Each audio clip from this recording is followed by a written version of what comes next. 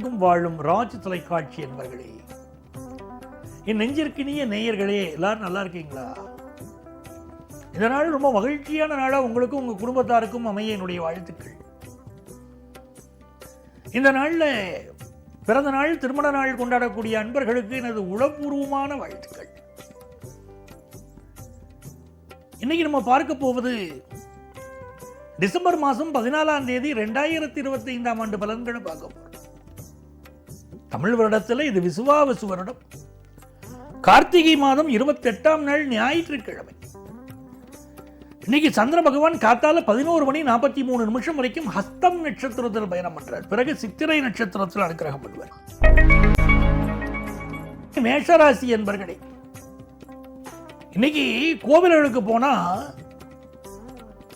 அந்த கோவில்களில் எந்த தெய்வங்கள் இப்படி கைகாட்டி நமக்கு அபயஹஸ்தம் அளிக்கிறதோ அந்த தெய்வங்களை வழிபாடு செய்யணும். உடம்புக்கு சரியில்லைன்னு சொன்னாலும் சரி, வேலையில் பிரச்சனை இருக்குன்னாலும் சரி, அந்த தெய்வங்களுடைய அபயஹஸ்தம் நம்மளை காப்பாற்றும். அதே மாதிரி குடும்பத்து பெரியவர்கள் நீ நல்லா வாழு நம்மளை இப்படி வாழ்த்தினாங்களா நல்லா இருக்கும். நாக தெய்வங்களை இன்றைக்கு வழிபட்டால் உங்களுடைய திருமண தடைகள் விலகும், நன்மைகள் பெருகும். ரிஷபராசி என்பர்களே, பூர்வ புண்ணிய ஸ்தானத்தில் சந்திர பகவான் போயிட்டு இருக்கார். நல்ல நல்ல செய்திகள் எல்லாம் தேடி வரும்னு அர்த்தம். சந்திர பகவான் 5ஆம் இடத்தில் இருக்கார், சூரிய பகவான் 7ஆம் இடத்தில் இருக்கார். உங்க குடும்பத்தில் உங்க சகோதர வகையிலேயோ உங்க குடும்பத்திலேயோ திருமண செய்திகள் வந்து இருக்கும். காதல் உறவுகள் மலரும். ஆபீஸ்ல நல்ல பதவி கிடைக்கும்.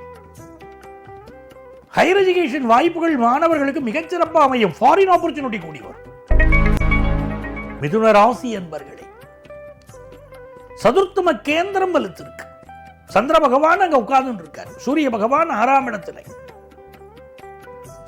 இந்த நாள் அம்மாவுடைய உடல் நலத்தில் கூடுதல் கவனம் எடுத்துக்க வேண்டியது அவசியம். எதிர்பார்க்கிற லோன் கிடைக்கும், எதிர்பார்க்கிற வீட்டு வசதி கிடைக்கும், எதிர்பார்க்கிற நல்ல விஷயங்கள் கூடி வரும். ஆனா நெஞ்சக நோய்கள் இருக்கிறவ மெடிக்கல் அட்வைஸ் எடுத்துக்கணும். இன்னைக்கு கார்டியோவாஸ்குலர் சர்ஜன்ஸ், அதே மாதிரி பல்மனாலஜி சம்பந்தப்பட்ட பிராக்டிஸ் பண்ற டாக்டர்ஸ் இவர்களுக்கு நல்ல பெயரும் புகழும் கிடைக்கும். சகோதரர்கள் உடல் நலத்தில் இன்னைக்கு அக்கறை எடுக்கணும். புதிய சொத்துக்கள் வாங்கும் யோகம் உண்டு.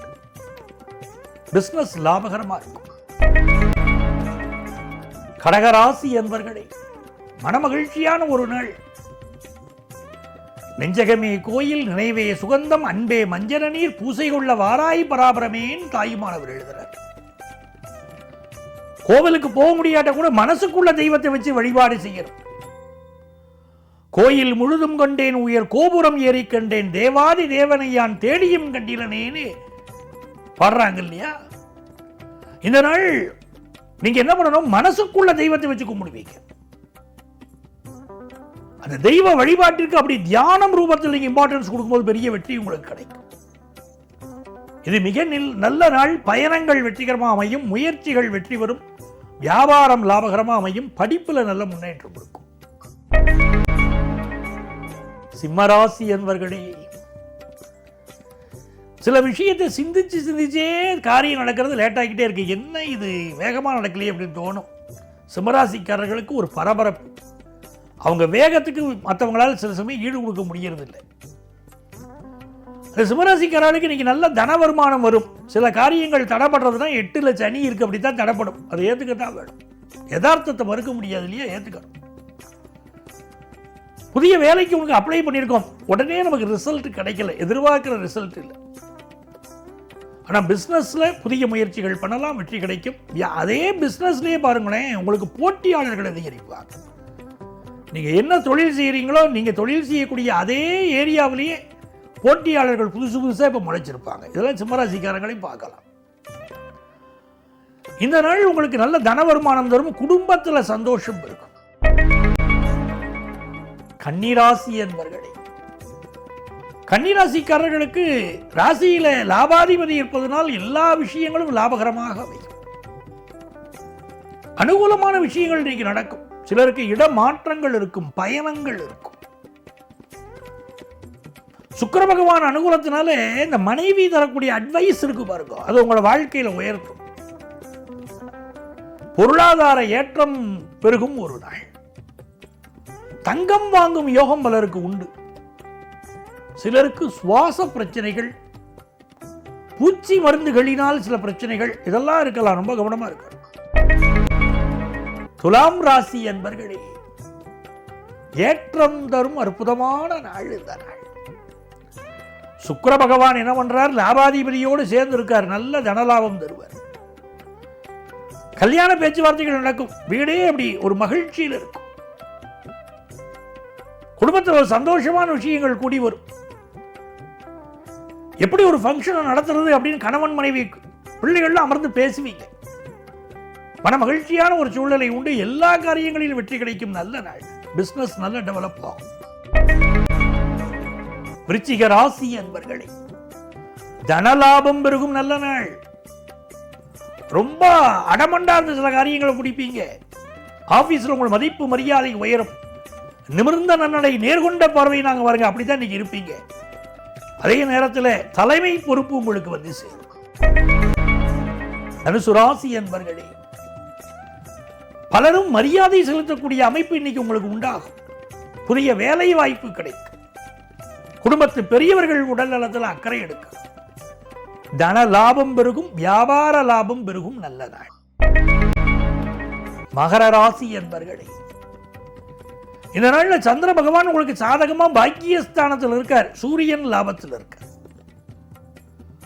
அலுவலகத்தில் உயரதிகாரியை இன்னைக்கு அனுசரித்து போறதன் மூலம் பல நன்மைகள் உங்களுக்கு நடக்கும். இந்த நாள் சுபகாரியங்கள் கூடி வரக்கூடிய நல்ல நாள். பிள்ளைகளால நன்மைகள் நடக்கும். மன மகிழ்ச்சி அதிகரிக்கும். வியாபாரம் திருப்திகரமா இருக்கும்.